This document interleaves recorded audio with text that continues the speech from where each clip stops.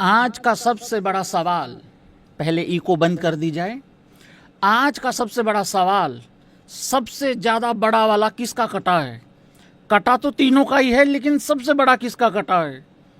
शुभमन गिल का, रोहित शर्मा का, या फिर गुरबाज का? भाई ईमानदारी से बताना। लेकिन मेरा मैन ऑफ द मैच है हमारे वन एंड ओनली, मेरा प्यारा, मेरा राहुलिया, दामाद धोनियों को भाई मैं मैन ऑफ द मैच देना चाहता हूं। क्योंकि जो आके उन्होंने बाबू भैया की तरह जो धक धक धक धक धक धक चश्मा गिरने के बाद जो भाई लोगों को गोलाबारी करी है, वो आउटस्टैंडिंग थी।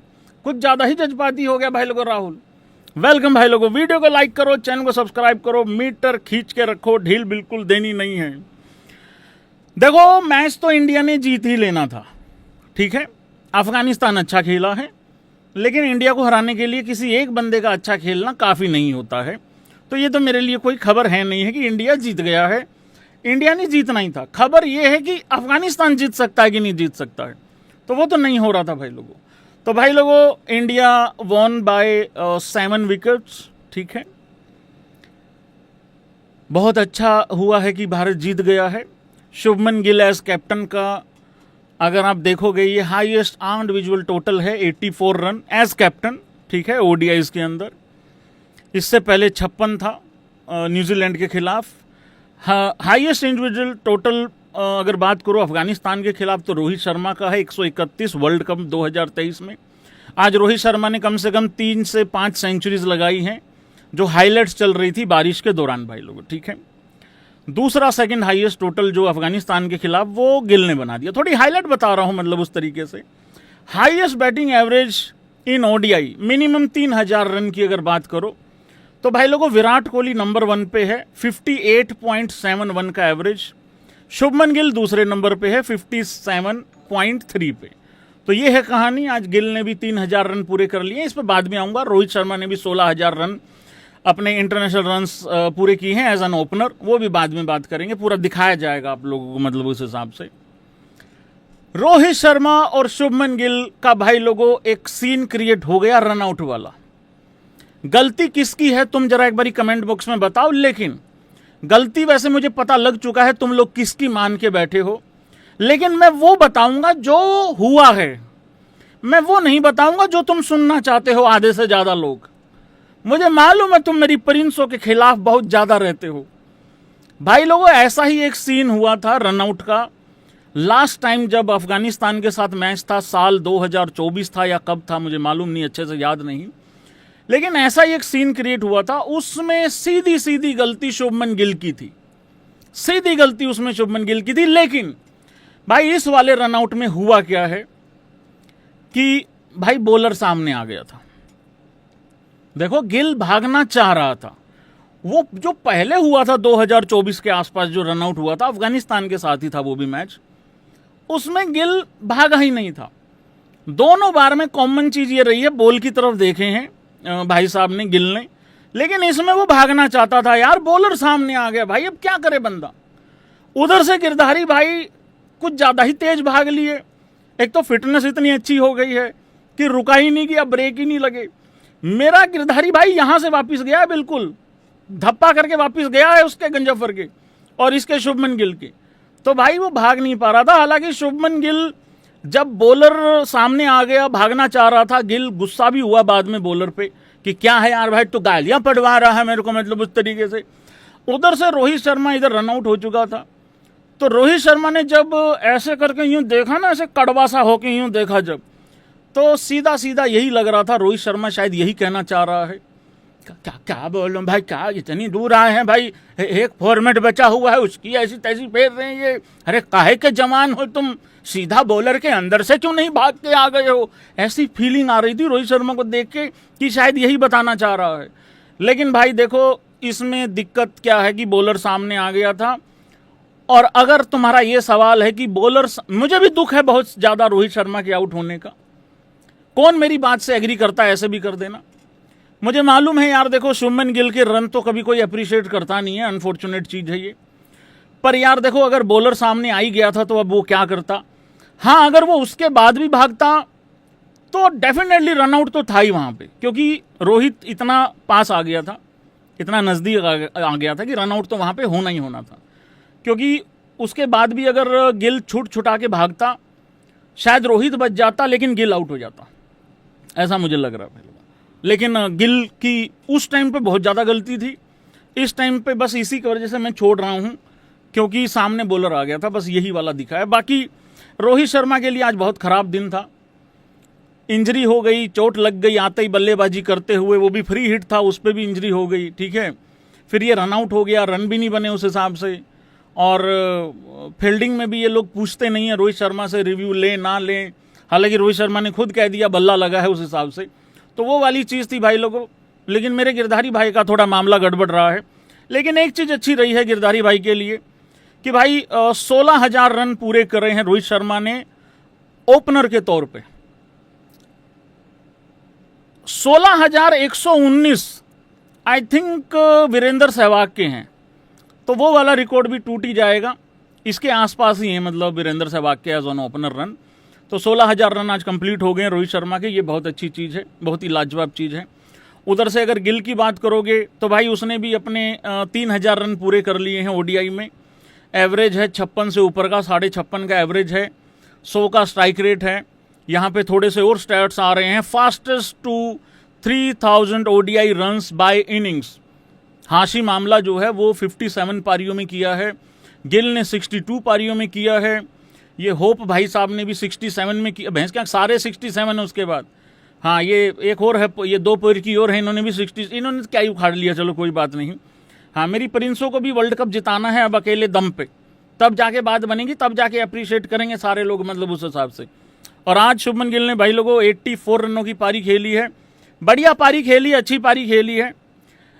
मुझे मालूम है मेरे शुभमन गिल की सेंचुरी नहीं हुई, और ये जितने भी भाई लोगों आधे से ज़्यादा रोहित शर्मा के फैंस हैं भाई, ये मजे ले रहे हैं, मजाक उड़ा रहे हैं, पता क्या बोल के कह रहे स्वाद आ गया आज जिस तरीके से केएल राहुल तेज खेला है। मुझे सारा पता है तुम लोगों का कैसे स्वाद आया तुम लोगों को। मार्केट में तो ये भी खबर चल रही है कि भाई लोगों आज केएल राहुल के अंदर हार्दिक पांडे आ गया था। मैं बताता हूं क्या सीन हुआ है भाई लोगों, एक बारी मेरे राहुलिया के लिए, दमा धोनियों के लिए तालियां हो जाएं, जिस तरीके का जज्बाती पना दिखाया भाई लोगों केएल राहुल ने। मैं सच्ची बता रहा हूं, मेरा मैन ऑफ द मैच वही है। बाकी मैच में क्या हुआ है स्कोर कार्ड भी लेके आऊंगा, सारी चीजें बताऊंगा तुम लोगों को। लेकिन जब अय्यर आउट हुआ उस टाइम पे, अय्यर आउट हुआ, राहुल अंदर आ रहा था, 53 रन चाहिए थे 45 बॉल में, ठीक है। आखिरी के 7 ओवरों में 52 चाहिए थे। ऐसा भी नहीं है कि बिल्कुल कुछ चाहिए ही नहीं था, कोई प्रेशर ही नहीं था, नहीं भाई था, सब कुछ था। लेकिन भाई दमाद होने इतने जज्बाती हुए कि 39 रनों की पारी खेल दी, और वो भी सिर्फ 19 बॉल में। भाई राहुल का आज वही हो रखा था, बाबू भाई वाला मुझे सच में सीन याद आ रहा था, जब बाबू भाई ये नहीं कहते हैं हेरा फेरी वाले, वो ऐसे हाथ करके मेरे को पकड़ ले, वो वाला काम हो रखा था भाई कसम से भाई।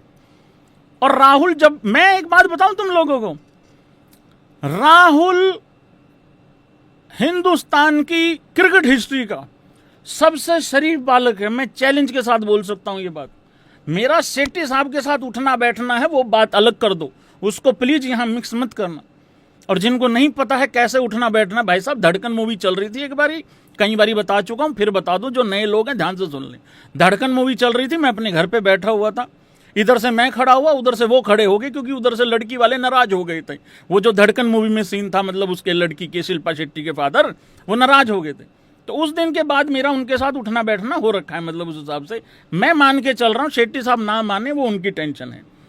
केएल राहुल बहुत शरीफ बालक है, कभी लिस्ट आती है सबसे पहले नंबर 3 पे नाम लिख देते हैं, फिर बाद में पता लगता है नहीं गौती बाबू को लेफ्ट राइट कॉम्बिनेशन याद आ गया, फिर राहुल को 5 पे रख दिया। और मैंने कहा था कायदे से उसको 5 पे आना चाहिए है। अच्छा एक और बात बताऊं मैं तुम लोगों को, हाँ या ना हाँ और ना करना सारे भाई बंधु। यहां पे जब राहुल बल्लेबाजी करने आया 53 रन चाहिए थे 45 में, ठीक है। वहां अगर गिल आउट हो जाता